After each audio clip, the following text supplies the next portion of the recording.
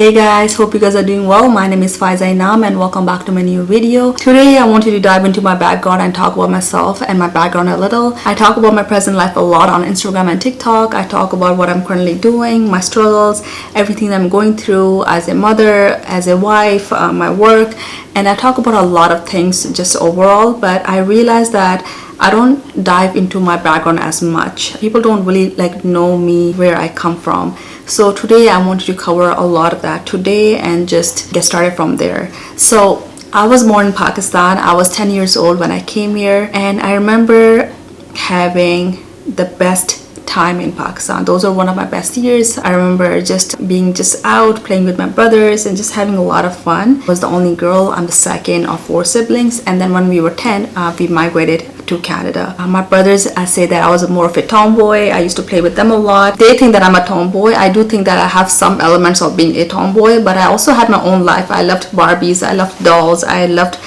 doing doll houses and stuff. I remember doing all of that when I was in Pakistan, but when I came here everything changed. I'm not gonna say change for the worse, but I started facing a lot of struggles from the moment I migrated to Canada. As of now, I do live in US. Me and my husband came here 3 years ago, and at this point we don't plan on going back.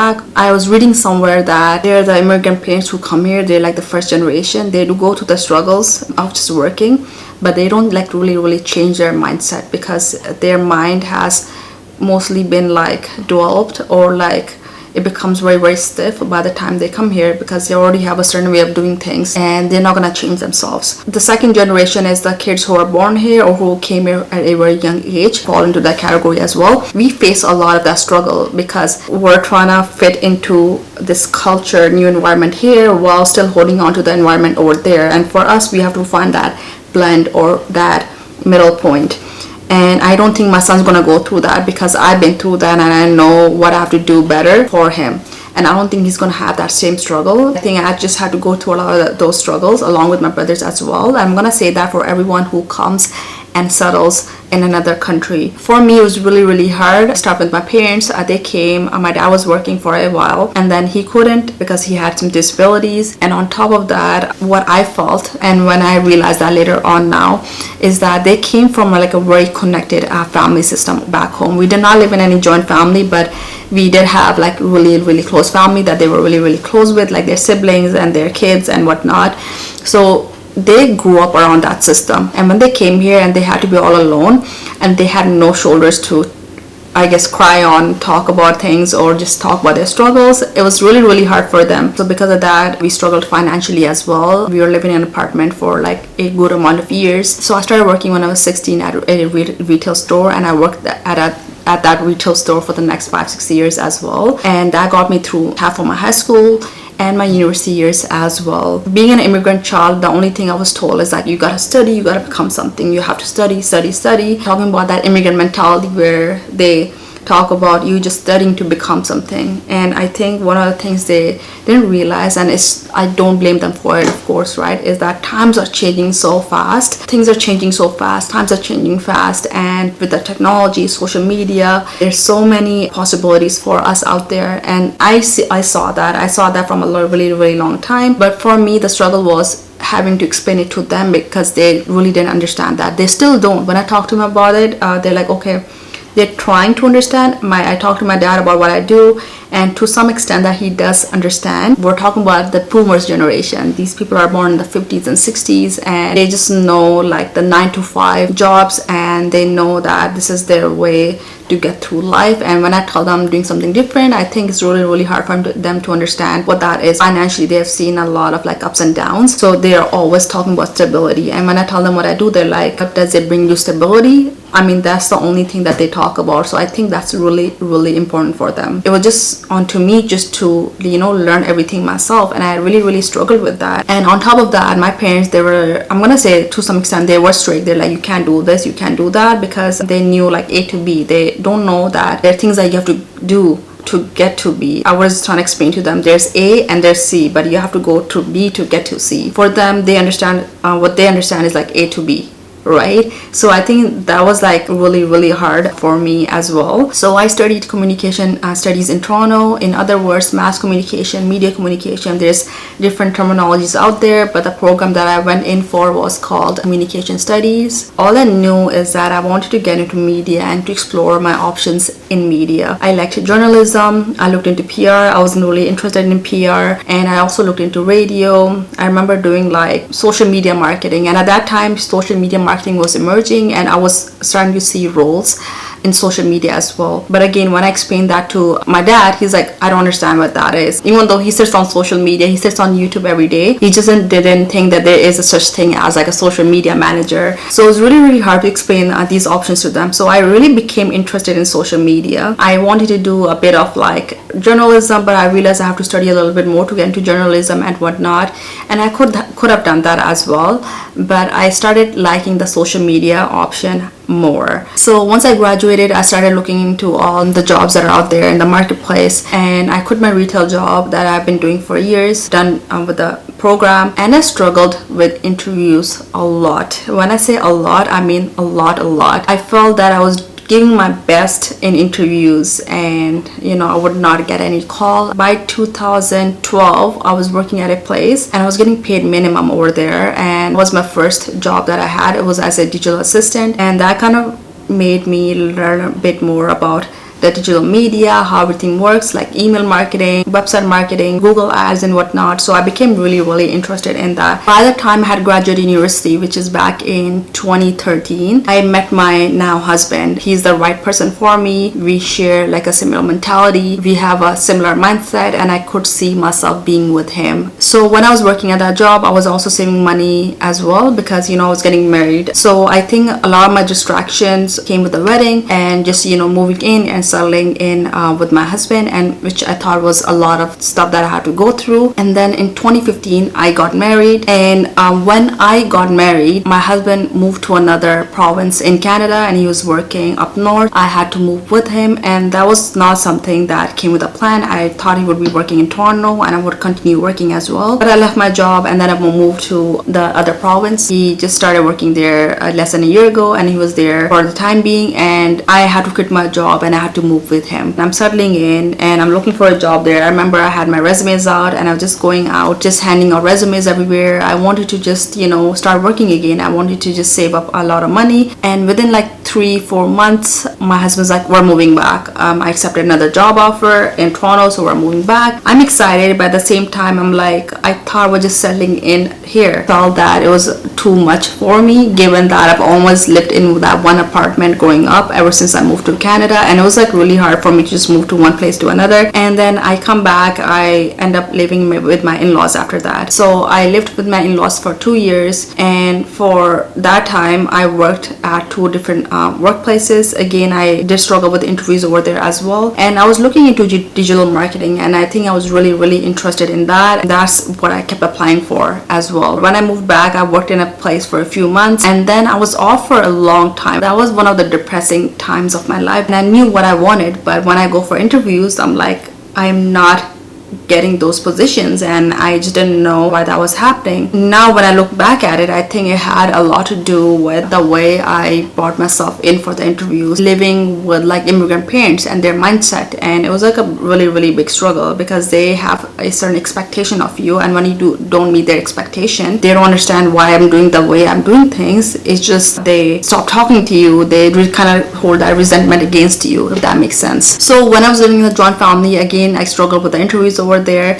And now 5 years later, when I look back at everything, why I struggled when I graduated, or why I struggled when I was living in the joint family, for me personally, I just felt that I needed my own space to grow, and I wasn't getting that. Living with immigrant families or like South Asian families, I think they really hold you back, because they have certain expectations from you, and that really held me back as well, right? Because there was so much that I wanted to explore in terms of what I wanted to do, and I knew what I wanted. I knew it was like digital marketing. And when I was off for those months, I realized that I had Instagram and whatnot. I saw that there's a lot of, well, they're called influencers, content creators nowadays, but I saw a lot of them coming up, and they were earning a lot. So I started doing my own research, and I realized that they're actually earning a lot of money. I'm like, this is something I would love to do, and I just never had the chance to do that back then when I was like working and whatnot. But this is something I really want to do because I really understand digital marketing. I've worked in digital marketing, I've done email marketing, I've done Google ads. So 2017 I launched my own website. When I launched my own website and I started my social blog, and I think I was doing really well as well. I started getting a lot of PR invites and whatnot. I didn't know how to approach to brands at that time because I was still trying to figure out how this whole thing works. And keep in mind, this was very new at that time. A lot of people that were earning money from social media at that time, I'm talking 2015, 2016, were from YouTube, and I know they had a certain income from YouTube. But Instagram, I was still trying to figure it out. But there were very few selective bloggers out there on Instagram that were actually earning money. But I knew that they're getting something to earn that money, and I knew I had to get there and I had to explore that myself. In 2017, I ended up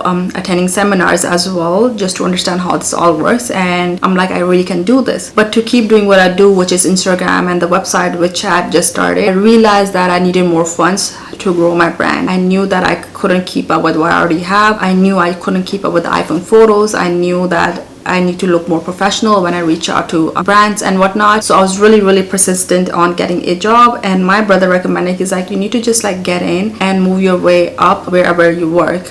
You don't have to go into digital marketing, you can actually go into banking as well, and then you can move into like communication, marketing and whatnot. So at that time I had a lot of customer service experience, so I ended up getting into a bank and I started working over there, and I was doing customer acquisition and I did really good at it. But by November 2017, I became pregnant. When I tell you that I had the worst of the worst pregnancy, I can't imagine to even think what I would go through if I had to go through that again, because it was that bad. It was very mentally depressing for me. Physically, I was drained out. I couldn't eat anything throughout the day. I was like throwing up for all 9 months. I had to take medication to keep water, food, everything into my stomach, otherwise I would throw up. So first I was on an IV for the first 5-6 months, and then I was put on a medication. The medication was better, but it made me so drowsy that I was falling asleep at work. So I had to put my blogging, everything on hold at that point, and I just had to like work. I tried taking time off from work as well, but that kind of backfired because being at home was even more depressing, and I was all alone. My husband was working, and I don't blame him because I think the work that he had was a lot as well. He had to work with the clients and he had to work overtime. When I look back at it, it was like a total mess for me as well. And when you are from a South Asian family, there comes a lot of baggage as well, which is like a lot of expectations on what you should and what you shouldn't do, especially when you're married. And I had to face a lot of that over there as well, fighting for what I wanted to do as well. And it was a lot. I think at this point I'm over it and I'm doing much better, but it was just really hard to just make everyone understand what I do. Come to the point where I realized that I can't talk to them about it, because at the end they still don't understand what I do, and it's up to them. They want to understand, they will understand, but I realize there's a lot of them out there who just don't want to understand what I do, and they just want to hold you with those certain expectations. And at this point I've learned to just ignore all of them, because I realize I have to do what I have to do. I can't let anyone hold me back, and when someone tries holding me back, they don't, again, it comes down to they just won't really understand what I do. So it's their loss at the end. Back when the pandemic hit, this is back in 2020, I ended up moving to US. My husband started working in US and I moved here. Now when I look back at it, I think it was a really good choice for both of us. We made that decision because my husband always wanted to work in US and he felt that there were more opportunities here and he could see a lot of growth here. I wanted to move to US too, because I realized that I wanted to work. I wanted to do what I already do, which is content creation. And I felt that I can do that more here. There's more brands here. There's network is much bigger over here, and there's so much that I could do over here. So when I gave birth to my son, I decided that, you know, I have saved up some money so I can do what I do. But I think my struggle at that time was just dealing with a newborn son and just trying to figure out how I'm gonna be with him, how I'm gonna work with him, you know, raise him, because I'm a new-time mom, of course, right? But I think one of my biggest struggles was just trying to find that balance between my work and my son. But at the same time, I wanted to like continue what I was already doing. I've realized that there's so many opportunities that I've come across that I wouldn't have been able to come across if I was working 9 to 5. I remember back in 2017, I remember getting like $40 for a product that I did a post for, and I was so happy. I ran to my husband, I'm like, look, $40. This is like my first campaign, paid campaign. I was really excited. So I knew there's a lot of potential here. I think one of my biggest struggles was just figure out that balance of working from home while raising his son, and I've been able to do that more once he started school. And I think the school is really good for him, given that it was a pandemic, and I felt that he was missing a lot of social interaction, and he needed a lot of that social interaction. There's so much we as parents can do, and he wasn't getting all that interaction from us 24/7. Like, of course, you as a parent, you're gonna do your best as a mom, but I did a lot of it, but I still felt it wasn't enough for him. I used to take him outside and whatnot, and I realized that he needs to learn more like social cues, and he needs to have more social interaction for him to just, you know, pick up on more skills and pick up on more speech and whatnot. I need to spend a lot of time with him at home, but he needs to spend time outside as well. And with that, I was able to find a really good schedule. So he goes to school, and I have like a few hours. I have like 5-6 hours to get all my work done, which is like videos, TikTok, photos. And then, you know, in the morning, I'm doing all the emailing, just trying to work with brands and negotiate and whatnot. And in the afternoon, I spend most of my time doing a lot of like the videos and whatnot. So this is basically pretty much what I do. I have failed a lot of interviews, and I felt that happened for the right reason. It led me to where I am right now, and I'm doing so much better. I'm doing what I couldn't do 8 years ago. So that being said, there's a lot of factors that went into all of that, being an immigrant child and just having to learn everything on your own and just facing everything on your own in the real world. So I do believe that everything happens for a reason. Everything's made to happen that way, and having my son was one of the greatest blessings in life. Not only it helped me multitask better, but it just made me realize what my priorities are in life. You think you can do multitasking at work, but wait till you have a child of your own, because they take up so much of your energy, and then you really have to learn how to do gentle parenting while learning how to work with them and do your own thing. Even now, he's turning 4, and he's so close to both of us. If I'm in the washroom, for example, getting dressed or like wearing makeup or doing skincare, he'll be just standing next to me, just watching me, because he just wants to try out my products and whatnot. He'll be like, can I have that lotion? The more they explore, the better it is for them, and I'm happy I'm able to give that to him. And yeah, so that's pretty much my life as an immigrant child, and the struggles I've gone through, financial struggles, the mental struggles, just having to learn everything on my own. And I'm happy that I'm here where I am, and I don't think I would be where I am if I didn't go through those struggles. So guys, this is it. This is me diving into my life, and I hope you enjoyed this video. If you guys have any questions, make sure to leave them in the comment section below. And guys, thank you so much for watching, and I'll see you guys next week. Take care. Bye.